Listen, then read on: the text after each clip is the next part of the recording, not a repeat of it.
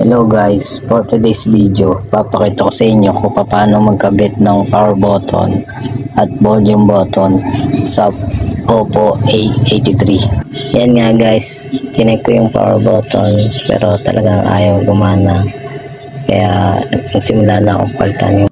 Guys, ito nga pala yung ipapalit kong power button at volume button sa Oppo A83. Mura ko lang din siya nabili, kaya isipa kong bumili kaysa i-repair yung power button. Mas hassle kasi kapag yung nire-repair yung power button, may yung kinakabit na lang. Yan guys, nagsimula ako nang buksan yung phone gamit ang aking daliri. Yan, nakalimutan ko palang tanggalin yung SIM case. Yan guys, pag natanggal yung lock, madali natin tanggalin yung case niyan.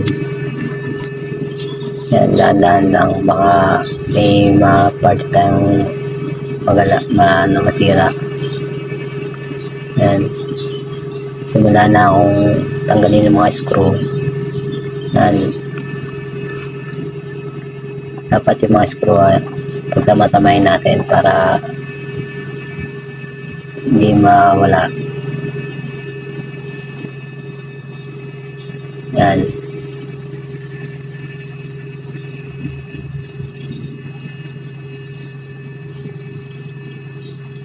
Yan guys.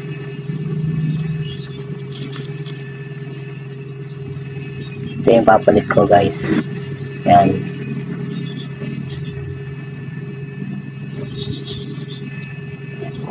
Dahan-dahan natin tanggalin yan. Yan.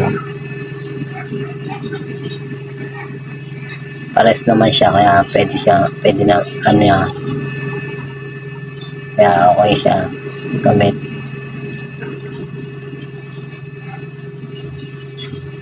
Yan guys. Nakabit ko na yung power button, yung volume naman.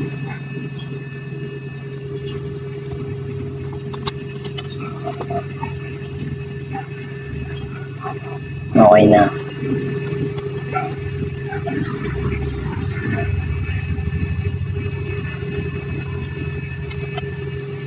Kaya ibalik ko na yung PCB, yung board, motherboard ng cellphone. Yan. Kabit ko na ulit.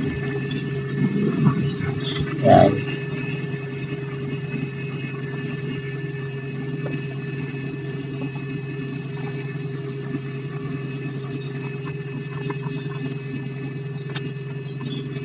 Balik ko na yung mga screw.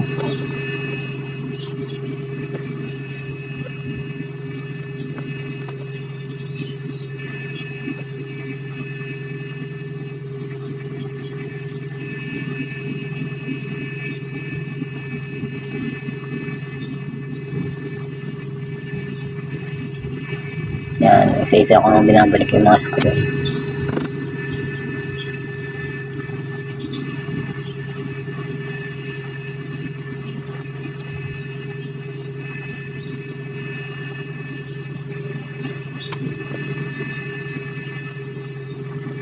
Yan guys, yan, tapos na nakakabit ko na lahat.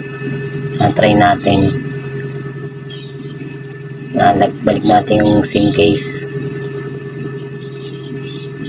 Yan, try natin, ayun, gumana.